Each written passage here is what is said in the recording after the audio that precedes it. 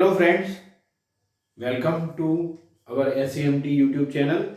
Today we are going to revise chapter number 2, the last part of the chapter number 2. In previous two topics we have discussed about the male reproductive part, female reproductive part and types of pollination. In this video we are going to discuss about the agents of pollination and what happens during the fertilization and post fertilization events. Okay, so this is a revision we have already studied in it in detail in the class. So let's start with the topic, that is agents of pollination.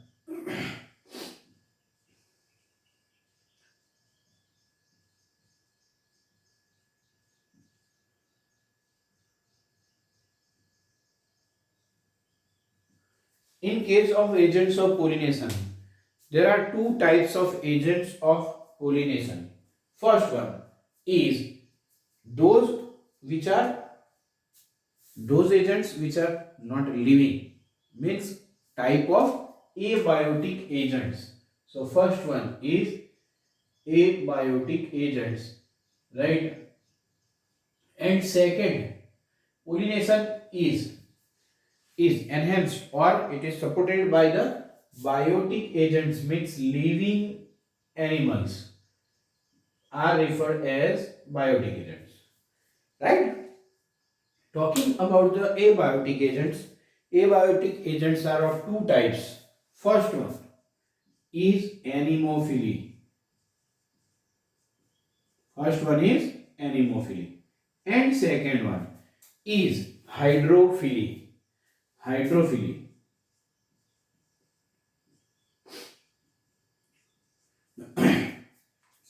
In case of anemophily, pollination is done by the help of wind. By wind. Right? Anemo means air and phily means to love. Same way, hydrophily is the pollination here is done by the help of water. Okay, talking about the first one. In case of wind pollination, you are familiar that pollens pollens are light in weight, they are non-sticky, flowers are also nectarless. Remember this, I am saying the characteristics of the flower which are undergoing the pollination by the help of wind. Flowers are also nectarless as they don't have to attract any insect. Pollens are released in enormous amount, right, to compensate the loss of the pollens. Third thing, they be a single ovule in each ovary. Okay. Now, those which are undergoing the pollination by the flower, its stigma is hairy and feathery to trap the pollens. Right? Concord tassels, they are best example of it. Same way, when we talk about the hydrophily, see, in case of anemophily, that is pollination by water or air, pollination by air. This wind pollination is more common abiotic agent, right? The less common is hydrophily. In case of hydrophily, it is limited up to 30 genera, and in that also mainly the plants are monocotyledons, right? We can take example hydrilla, zostera, sea grasses. Such type of plant undergo the water pollination. Now, what are the characteristics of the flower? Flower can be submerged, it can be up to the surface of the water, right? In case of Vallisneria, flower reach at the surface of the water and release the pollens. Same way, in case of sea grasses, flowers are submerged and pollens are released in the water. In both these cases, if we observe it, right, pollens are generally ribbon shaped and are having a mucilaginous covering. This helps to prevent them from wetting. That is the another thing. Third is agents, biotic agents. Right? In this case, it is referred as zoophily. Right? Insects, moths, flies, beetles, such kind of animals. Same way, birds, hummingbirds, sunbirds can also help in pollination. Same way, we can also take example gecko lizards, all can help in pollination. Same way, we can say bat, right? Bat also helps in pollination. So these are the example of biotic agents. Now for insects or other animals, there is necessity to attract them. So flowers are generally attractive. They are having fragrance, and they are also having the nectar. So this pollens and nectar is in the form of rewards, so that the insect or any animal visit them frequently. Same way, certain flies and beetles are attracted by fall odor of the flowers. So certain flowers secretes the fall odor, right? Certain animals lay their eggs safe. Okay, so moth is also an example which lays their eggs in yucca plant. Okay, so what happens? The eggs are laid safely. In return, the flowers are also pollinated, right? So there is a reward for the animals who visit the flowers very frequently. Now, when the flower is very small, in case of small flowers, what happens? In case of small flowers, there is a large inflorescence, so that animals can can be seen. Animals can see the flowers. Okay, so this is about the agents of pollination. Now talking about after the landing of the pollen, there occurs pollen pistil interaction. Pollen pistil interaction. Before that, we must discuss about outbreeding devices. What are the adaptation contrivances for cross pollination, right? So when I talk about outbreeding devices, this is adaptation for cross pollination and to prevent the self pollination, right? So first one is avoiding synchronization. How it can avoid the synchronization? The maturity time, that means the anther releases the pollen and the stigma receptivity occurs at two different times. So at that case, when the pollens are released, it will be not able to germinate on the self stigma, right? Because the stigma receptivity is not synchronized with the release of the pollens. Same way. So first one, avoiding synchronization. Okay. Second case is heterostyling. In that the length of style is varying, right? The length of style is varying. That means certain certain times it has been observed that the length of primula varies. Certain times it is very long of style. Length of the style is very long, right? And in certain cases it has been observed it is very small. So that the pollens which are released will be not able to pollinate the self flower. Third one is self sterility. In case of self sterility, the self pollen will be not able to germinate on the self stigma of the same flower. It will be rejected, right? After that, unisexual flower. When the flowers are unisexual, there is no chance of autogamy, right? In case of monoecious plant bears unisexual flower, both the types of flower, male flowers as well as female flowers. In case of dioecious plants, sexes are totally separate, means male plant and female plants are separate. So these are outbreeding devices. Talking about the pollen pistil interaction. When the pollen lands on the stigma,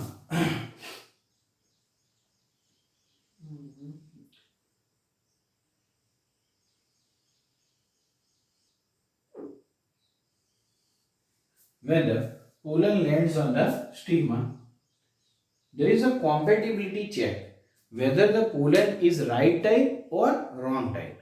If the pollen is right type, then it will be allowed to develop the pollen tube. Pollen releases certain chemicals. Pollen releases certain chemicals which is sensed by the stigma, means which is checked by the stigma, and then it is allowed to develop the pollen tube if it is right type. If it is wrong type, it will be rejected. So this is called as pollen pistil interaction. As pollen tube develops, it moves towards the ovary. It moves towards the ovary. And finally, it tries to enter into the embryo sac. Now, when it tries to enter into the embryo sac, it is guarded by one of the synergy. These two cells are synergid cells. This will be egg cell, over here central cell, and three antipodals. Right? So, when it enters, it releases two male gametes into, this gets destroyed. Filiform apparatus of the synergid guides the pollen tube entry into the embryo sac, and it releases two male gametes in the embryo sac. Now, what is the case after this?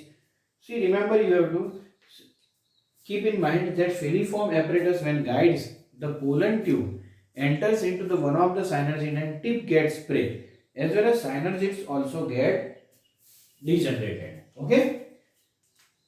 Then comes a process for this is artificial hybridization.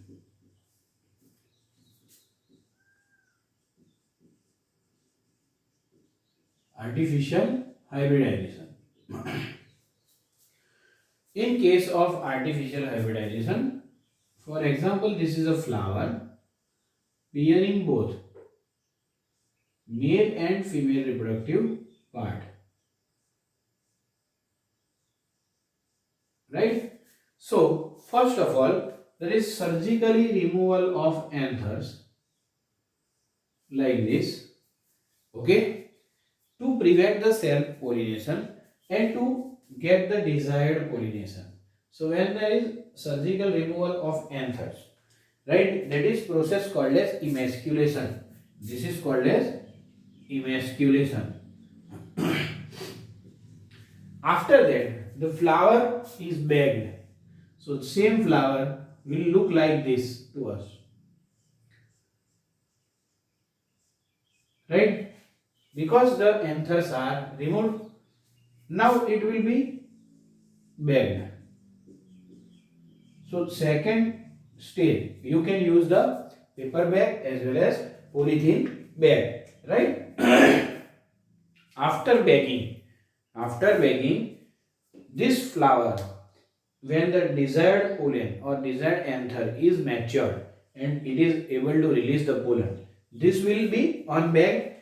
Tapping of the anther on the stigma will land the pollen of the desired flower on this stigma. Again, it will be rebagged. So, there will be three steps: emasculation, bagging, and rebagging.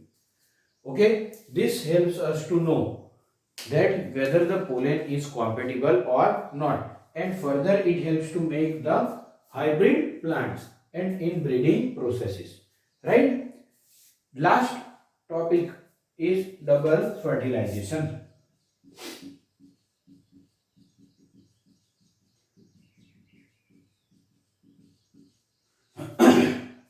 In case of double fertilization, let's say this is an embryo sac.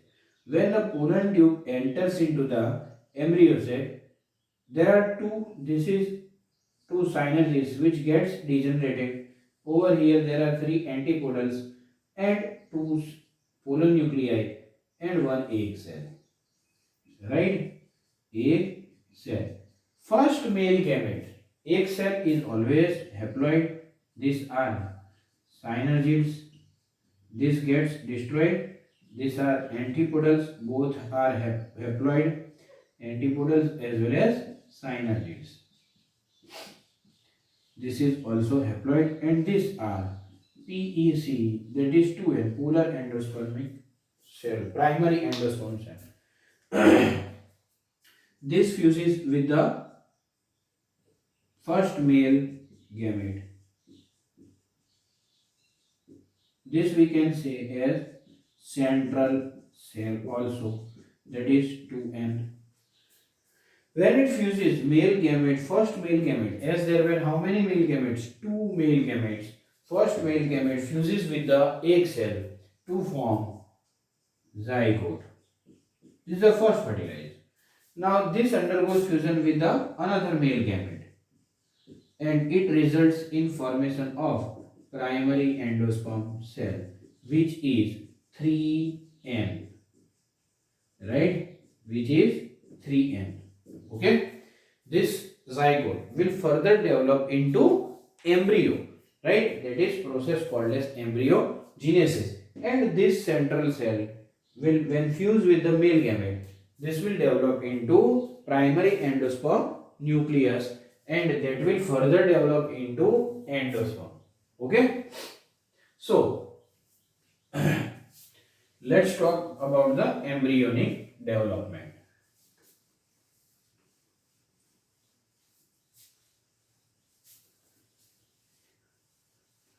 Now, whenever there is an embryo development, remember always embryonic development occurs after certain amount of endosperm is formed. That is the reserve food material. When it is formed, later on only there will be embryo development. Now, in this case, zygote undergoes certain changes. Zygote develops into pro-embryo. Pro-embryo further develops into globular embryo. Globular shape embryo, and globular shape embryo develops into heart shaped embryo. Heart shaped embryo develops into mature embryo. So this is about the embryonic development. Okay, now talking about the endosperm. What is the case of endosperm? How the endosperm is developed? Now, endosperm development is of three types. Students, you have to remember. First one is nuclear endosperm. Second one is cellular endosperm. Third one is halobial endosperm. Now, in three cases, there is a basic difference. In case of nuclear endosperm, the nucleus undergoes repeated divisions, but it is not followed by cytokinesis. While in case of cellular endosperm, the nuclear division is followed by cytokinesis, means cell division, right? It becomes, and it is continuously followed. So as nuclear division occurs, at the same time after that cell division also occurs. The intermediate between nuclear and cellular endosperm is referred as halobial endosperm, that is seen in halobiale, right? So in this case, let's see first one, that this is an embryo sac. Now what happens? Initially there will be formation of small vacuole. Over here there will be the development of embryo, right? And in this case there will be initially free nuclear division. So these are nucleus. Large number of nucleus are formed by repeated division. We are talking about the nuclear endosperm. Later on, this will be followed by cell division, right? Okay. So this is the case. This is free nuclear endosperm. First of all, there was nuclear endosperm. It was not followed by the cell division. Later on, it underwent the division, that is forming a solid endosperm. This is the best example is coconut. Coconut tender water is actually free nuclear endosperm, and the white kernel is solid endosperm. So this was about the formation of endosperm and embryo. Now if you see the structure, and so embryo develops, dicot embryo develops in a different way, monocot embryo develops in a different way. fruits. Ovary develops into fruit. Now fruits are of three types, right? Fruits are of three types. Talking about the fruit, true fruits are always developed from the ripened and fertilized ovary, right? Certain cases it has been observed that the fruit develops from the part which is other than the ovary, that is thalamus, right? In case of apple and cashew nut, the fruit develops from fleshy thalamus. So this case it is called as false fruit. In certain cases, the fruit has been formed from the unfertilized ovary, that is called as parthenocarpic fruit, that is observed in banana. So this was all about the fruits, right?